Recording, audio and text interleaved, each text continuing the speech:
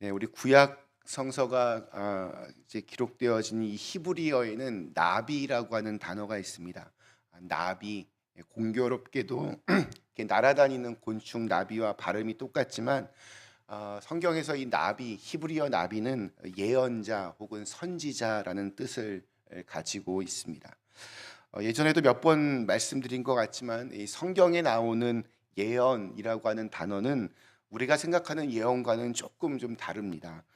우리는 예언, 그러면 예측할 예, 말씀언, 그래서 미래에 일어날 일들을 예측하는 말로 이렇게 이해를 하지만 성경에 나오는 예언은 한자어로도 맡길 예, 또 말씀언입니다. 그래서 하나님께서 맡겨주신 말씀을 전하는 것입니다.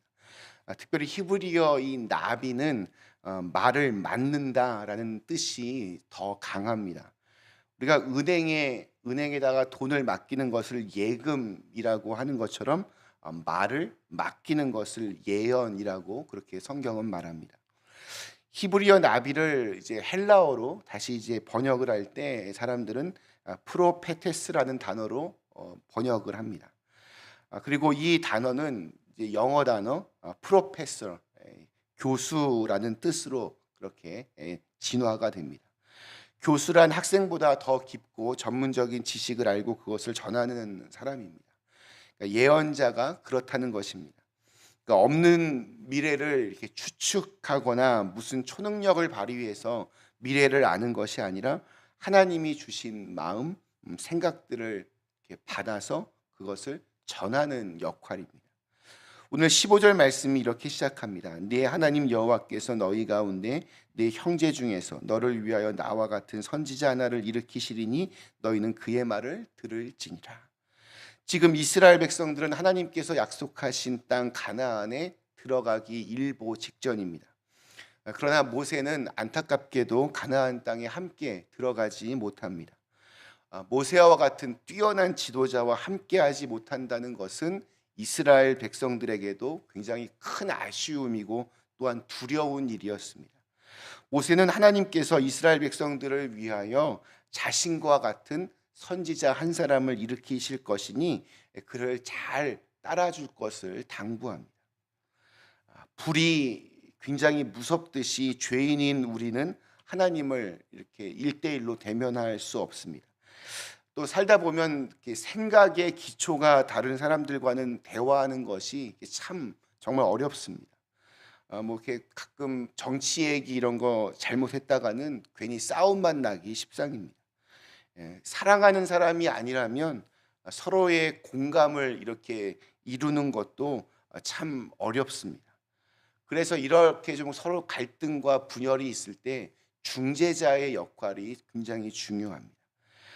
대학교에서 아까 우리 프로페서 교수가 하는 일이 바로 그런 것입니다. 학문과 나 사이에 그것을 중재해 주는 역할을 합니다. 어려운 책, 어려운 논리를 나의 눈에 맞춰서 가르쳐 주는 역할이 교수에게 있습니다. 중재하는 역할입니다. 예수님이 그렇게 우리에게 오셨습니다. 우리의 몸을 입고 이 땅에 오신 이유도 그렇습니다. 마찬가지로 또 내 주위에 나보다 먼저 하나님을 믿는 사람들을 두신 이유도 그렇습니다. 모두가 다 나를 향한 주님의 계획이고 모두가 다 나를 향해 보내주신 예언자들이고 선지자들입니다. 우리는 그들을 통해서 하나님의 말씀을 전해 듣게 되었고 또 하나님을 믿게 되었습니다. 모세가 하나님과 이스라엘 백성 사이에 중재자 역할을 한 것 같이 지금도 예수 그리스도께서 하나님과 우리들 사이에 그 중재자 역할을 하고 계십니다. 이처럼 하나님과 사람 사이에 중재자를 세워달라고 한 것은 이스라엘 백성들의 간청 때문이었습니다. 이전에 이스라엘 백성들이 출애굽을 한 후에 시내산에 머무를 때 하나님께서 그들에게 십계명의 말씀을 직접 들려주셨습니다. 그때 이스라엘 백성들은 크신 그 하나님의 존재가 너무나 두려워서 모세를 향하여 그들이 하나님의 음성을 직접 듣지 않고 모세를 통해서 말씀하신 후에 모세가 자기들에게 전달하실 수 있도록 그렇게 해달라고 간청을 했습니다. 우리 16절 말씀이 바로 그 이야기입니다. 이것이 곧 네가 총회의 날에 호렙산에서 네 하나님 여호와께 구한 것이라. 곧 네가 말하기를 내가 다시는 내 하나님 여호와의 음성을 듣지 않게 하시고 다시는 이 큰 불을 보지 않게 하소서. 두렵건대 내가 죽을까나이다 하매. 우리는 이 말씀들을 통해서 하나님의 음성을 직접 듣는다는 것이 얼마나 두려웠던 일인지를 알게 됩니다. 우리는 하나님을 보여달라고, 하나님의 음성을 좀 들려달라고 기도하지만 실상 큰 불 가운데 나타나신 하나님을 보고 하나님의 음성을 직접 들은 이스라엘 백성들은 죽을까 봐 두려워서 벌벌 떨었습니다. 그래서 그들은 모세에게 그가 하나님과 이스라엘 사이의 중재자가 되어서 하나님의 말씀을 전해달라고 그렇게 간청을 한 것입니다. 중재자, 하나님의 말씀을 맡은 그 하나님의 말씀을 누군가에게 전하는 사명은 참으로 중요합니다. 어떤 목사님이 이런 간증하신 적이 있었습니다. 그 친구들 사이에서도 아주 잘 나가던 친구가 한 명 있었습니다. 그 친구에게 예수를 전하고 또 복음을 증거했습니다. 그때마다 그 친구에게 조롱을 당하고 놀림을 당했다고 합니다. 왜냐하면 자신의 그 힘과 재능으로 정말 아주 잘 나가던 그런 친구였기 때문입니다. 그런데 많은 시간이 흘러서 다시 그 친구를 만나게 되었는데 그 병실에서 그 친구를 만나게 되었습니다. 그 친구는 알아보기 힘들 정도로 굉장히 약해져 있었습니다. 병상에 누워서 이 친구를 맞이한 그가 제일 먼저 한 말은 이것이었다고 합니다. 왜 내가 그때 내 말을 듣지 않았을까? 그것이 인생에서 제일 후회가 되는 일이다. 우리 주위에는 이렇게 보면 나를 위한 예언자들이 있습니다. 주님께서 보내신 예언자, 선지자들이 있습니다. 저는 목사만 이런 예언자, 선지자라고 생각하지 않습니다. 누구든지 하나님의 말씀을 맡아서 전할 수 있습니다. 가족들 중 어느 한 누군가가 그 역할을 감당할 수 있고 우리 교회 공동체 안에도 그러한 분들이 있을 수 있습니다. 가장 편한 음성으로 가장 가깝고 또 익숙한 방법으로 우리에게 주님의 말씀을 전하는 예언자들이 분명히 있습니다. 그 말씀들이 나를 향한 하나님의 말씀이라면 허투루 들으면 안 됩니다.